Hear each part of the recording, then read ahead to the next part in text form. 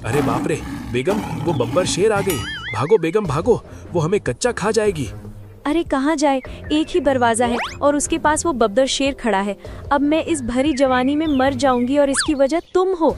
ना तुम्हारे अंदर इतना आलस होता, ना तुम इसके अंदर सोते।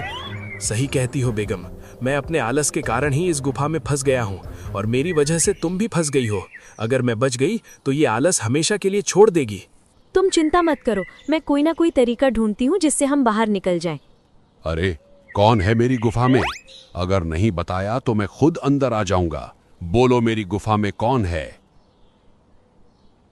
जंगल में शेख ऊंट बहुत ही आलसी था, क्योंकि वो दुबई से आया था और हरे भरे जंगल में उसे नींद बहुत आती थी, मगर इससे उसकी बीवी बहुत परेशान रहती थी। हे भगवान, मैं इस जानवर का क्या करूं? आखिर मैंने इससे शादी क्यों की? भगवान, आखिर मेरी लकीर में क्यों लिखा? अरे उठ जा, शेर सिंह ने जो काम दिया था वो किया कि नहीं? बताओ पतिदेव। अरे क्या हो गई बेगम, तुम तो जानती हो ना इधर का हवा पानी मुझे कितना पसंद होती। ठंडी ठंडी हवा और पानी मेरा मन मोह लेती। उधर दुबई में ये सब नहीं होती। अरे भाड़ में गया दुबई। ये बताओ, शेर सिंह ने तुम्हें कल काम दिया था, किया कि नहीं? वो मुझे बार बार पूछ रहा है। अरे बेगम, हम उसका काम नहीं कर सकती। वो हमको कहती कि नागफनी के पौधे से नागमणि लेकर आओ। वो शेर सिंह का बच्चा पागल है, भला नागफनी के पौधे में नागमणि कैसे होगी? अरे मेरे आलसी पतिदेव, हमारे जंगल में नागफनी के फूल को नागमणि कहते हैं। उसके रस से घाव में लगाने से घाव जल्दी भर जाता है, इसलिए उसका नाम नागमणि है। ये तो फिर उसकी गलती हुई। मुझे पूरी बात बतानी चाहिए। मुझे क्या मालूम होती वो नागफनी के फूल को नागमणि कहती।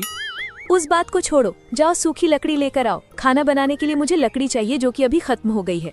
ये क्या बात होती बेगम, तुम मेरे से इतना काम नहीं करा सकती। मैं एक मेहमान होती और तुम मेहमान से इतना काम नहीं करा सकती। ये कानून के खिलाफ होती। मैं दुबई जाकर शिकायत करेगी। अरे ओ मेहमान, ये मत भूलो कि हमारी शादी हो चुकी है और मैं तुम्हारी बीवी हूँ और तुम मेरे पति हो, और तुम अब इस जंगल के वासी हो, कोई मेहमान नहीं हो। अब चुपचाप लकड़ी लेने जाओ, वरना। जाता हूँ बेगम, तुम नाराज मत होती। बेशक मैं जाती और एक खूबसूरत लकड़ी लाती। ऊंट कुछ लकड़ियां बीनते हुए बड़बड़ाता रहता है। न जाने ये भारतीय लेडीज इतना खूंखार कैसे होती। इनको अगर कुछ बोलती तो ये किसी का भी मुंह नोच सकती। अगर गुस्सा आ जाए तो काली दुर्गा बन जाती। तभी ऊंट को ठंडी हवा का झोंका महसूस होता है। अरे वाह वाह वाह वाह वाह, मुझे इस जंगल की ठंडी हवा बहुत पसंद होती। कितना कूल होती। आसपास मुझे थोड़ा आराम को मिल जाती तो बात बन जाती। तभी उसे एक गुफा नजर आती है। वो महसूस करता है कि ठंडी हवा वहीं से आ रही है। वो लकड़ी का गट्ठा बाहर छोड़ के अंदर चला जाता है। अरे वाह, ये गुफा कितना ठंडा होती, कूल होती। एक नींद ले लेती तो बहुत मजा आती। सारा थकान दर्द मिट जाती। और ऊंट बहुत गहरी नींद में चला जाता है। उधर उसकी बीवी ऊंटनी बहुत परेशान हो जाती है। ऊंट को लकड़ी लाते काफी देर हो गई थी। रात गुजर गई थी और सुबह भी हो गई थी। हे भगवान, ये शेख का बच्चा कितनी देर से लकड़ी लाने गया है? कहीं किसी शिकारी ने हमला तो नहीं कर दिया, या फिर कहीं गड्ढे में तो नहीं फंस गया? मुझे उन्हें ढूंढना चाहिए। ऊंटनी जंगल की ओर चली जा रही थी, तभी रास्ते में उसे गधा प्रसाद नजर आता है।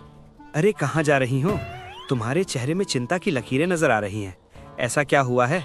अरे अपने पति को ढूंढने जा रही हूँ। न जाने वो कब से गायब हैं। कल उसे लकड़ी लाने भेजी थी, मगर एक रात गुजर गया, अभी तक घर नहीं पहुँचे। वो दुबई तो नहीं चला गया? मुझे एक दिन कह रहा था दुबई की बहुत याद आ रही है, एक बार जाना चाहता है।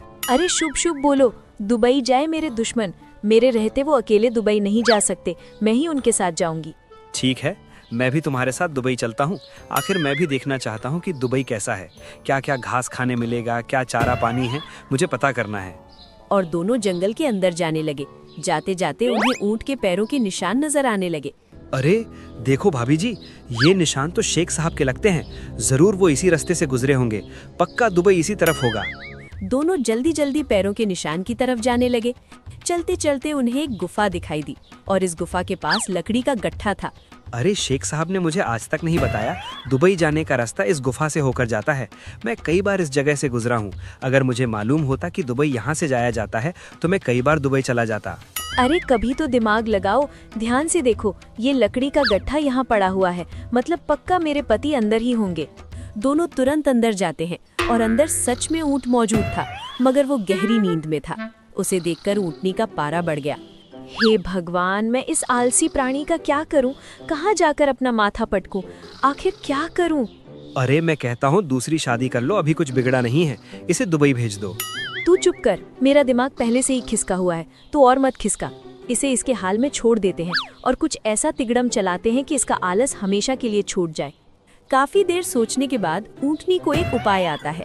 ऐसा करो, जाओ शेर सिंह को बुला कर लाओ और इससे मैं तुम्हें एक उपाय देती हूँ और जो मैं कहती हूँ वो शेर सिंह से कहना।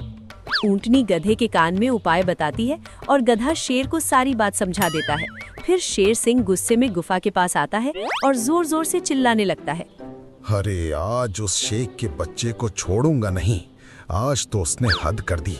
कब से मैंने उसे नागमणि लाने भेजा था, मगर अब तक आया ही नहीं। आवाज सुनकर ऊंट की नींद खुली। अरे कौन कमबख्त भौंक रही है? मेरे सारा नींद खराब कर दी। कितना अच्छा लग रहा था। तभी वो कुछ आवाजें सुनता है। अरे क्या हो गया शेर सिंह? भला तुम इतने गुस्से में क्यों नजर आ रहे हो और किसे सबक सिखाने की बात कर रहे हो? अरे शेख ऊंट को सबक सिखाने की बात कर रहा हूँ। उस आलसी को मैंने नागमणि लाने का काम दिया था, मगर वो गायब है और मैं सारी रात उसका इंतजार कर रहा था, मगर वो आया ही नहीं। अच्छा, अगर वो आपको मिल जाए तो आप क्या करेंगे? अगर वो मेरे हाथ लग गया तो उसका एक टांग तोड़ दूंगा, दूसरा टांग खा जाऊंगा और तीसरा टांग उसके गले में फंसा दूंगा और चौथा टांग मेरे बच्चों को खिला दूंगा। जैसे ही ये बात ऊंट सुनता है, उसकी सिट्टी पिट्टी गुल हो जाती है। अरे बाप रे, ये मैंने क्या कर दी? मैं नागमणि को शेर के पास नहीं पहुंचाई तो शेर इतना गुस्सा हो गई। मेरा टांग खाने की बात कर रही है। बिना टांग के मैं क्या करेगी? शेर सिंह, उसका टांग आप बाद में तोड़ना, सबसे पहले आप इस गुफा से हट जाइए। ये कोई आम गुफा नहीं है, ये बब्बर शेर की गुफा है। अगर उसने हमको इस जगह देख लिया तो समझो हम दोनों की आज का दिन अंतिम दिन होगा। ऊंट ये बात सुनता है तो और डर जाता है। क्या ये बब्बर शेर की गुफा है? अब मैं क्या करूं? अगर बाहर गई तो ये शेर मुझे मार देगी और अंदर रही तो बब्बर शेर मुझे मार देगी। वल्लाह, अब मैं क्या करेगी? अरे क्या कह रहे हो? बब्बर शेर की गुफा है, वो किसी को भी नहीं छोड़ता, बुरी तरह सबको नोच लेता है। जल्दी जल्दी यहाँ से चलो, वरना वो आ गया तो कोई भी नहीं बचेगा। इनके जाते ही मैं यहाँ से चला जाएगी। मुझे एक पल नहीं रहना, वरना मेरी बीवी विधवा हो जाएगी। तभी गुफा में ऊंटनी अंदर आ जाती है। उसे देखकर ऊंट और घबरा जाता है। तुम यहाँ क्या कर रहे हो? मैंने तुम्हें लकड़ी लाने के लिए भेजा था, मगर क्या तुम यहाँ सो तो नहीं गए थे? अरे हाँ बेगम साहिबा, लेकिन तुम यहाँ कैसे आई? बाहर शेर सिंह मुझे ढूंढ रही है। मैंने उसका नागमणि नहीं लाया। वो गुस्से में है और मुझे मारने की बात कह रही है। अरे बाहर कोई नहीं है। वो शेर तो जल्दी जल्दी यहाँ से जाते हुए देखा, मगर तुम इतने परेशान क्यों दिखाई दे रहे हो? अरे बेगम, जब मैंने शेर और एक जानवर की बात सुनी तो वो कह रहे थे कि ये बब्बर शेर की गुफा होती, वो बहुत खतरनाक होती, वो हमें खा जाती। अब हमें जल्दी से इस गुफा से निकल जाना होती, वरना वो शेर आ गई तो हमें खा जाती। तभी गुफा के बाहर से आवाज आई। सच में कोई बब्बर शेर आ गया था। अरे मेरे गुफा में कौन है? किसकी इतनी हिम्मत हुई कि मेरे गुफा में घुस आया? अरे बाप रे बेगम, वो बब्बर शेर आ गई। भागो बेगम भागो, वो हमें कच्चा खा जाएगी। अरे कहाँ जाए? एक ही दरवाजा है और उसके पास वो बब्बर शेर खड़ा है। अब मैं इस भरी जवानी में मर जाऊंगी और इसकी वजह तुम हो। ना तुम्हारे अंदर इतना आलस होता, ना तुम इसके अंदर सोते। सही कहती हो बेगम, मैं अपने आलस के कारण ही इस गुफा में फंस गया हूँ और मेरी वजह से तुम भी फंस गई हो। अगर मैं बच गई तो ये आलस हमेशा के लिए छोड़ देगी। तुम चिंता मत करो, मैं कोई ना कोई तरीका ढूंढती हूँ जिससे हम बाहर निकल जाएं। अरे कौन है मेरी गुफा में? अगर नहीं बताया तो मैं खुद अंदर आ जाऊंगा। बोलो मेरी गुफा में कौन है? सुनो, मैं आपको एक उपाय बताती हूँ। आप बस उसे जोर जोर से बोलना ताकि आवाज गुफा के बाहर जाए। हे मेरे पतिदेव, ये आपको क्या हो रहा है? आपका शरीर लकड़ी का क्यों बन रहा है? बेगम, मुझे लगती है दुबई से आने के बाद मुझे लकड़ी वाली बीमारी हो गई है। तो मुझसे दूर चली जाओ, वरना ये बीमारी तुम्हें भी हो जाएगी। मुझे कोई फर्क नहीं पड़ता। आप मुझे बताइए कि आपका इलाज कैसे होगा, मैं इसका इलाज करूंगी। बेगम साहिबा, इसके लिए मुझे शेर का मांस खाना होगी, वो भी बब्बर शेर मांस। एक उसी का मांस होती जो मुझे ठीक कर सकती, मगर जल्दी करो वरना मैं पूरी तरह से लकड़ी बन जाएगी। बाहर बब्बर शेर पूरी बात सुन रहा था। अरे बाप रे, ये कौन सी बीमारी है? मैंने आज तक नहीं सुनी, मगर लगता है कोई खतरनाक बीमारी है। लेकिन कहीं ये कोई साजिश तो नहीं है? क्या पता कोई जानवर मुझे मूर्ख बना रहा हो। थोड़ी देर रुक कर देखता हूँ। अरे बाप रे, शेर तो अब भी हटा नहीं है। हमें उसे और डराना होगा ताकि वो यहाँ से भाग जाए और हमें भागने का मौका मिल जाए। ऊंटनी यहाँ वहाँ देखती है, उसे एक टहनी दिखाई देती है। वो उसे उठाती है और उस पर ऊंट की पूंछ के बाल चिपका देती है और जोर जोर से कहती है, हे भगवान, आपका पूंछ लकड़ी का बन रहा, मैं इसे अभी आपके शरीर से बाहर कर देती हूँ, वरना पूरा शरीर लकड़ी बन जाएगा। और ऊंटनी ने लकड़ी को गुफा के बाहर फेंक दिया।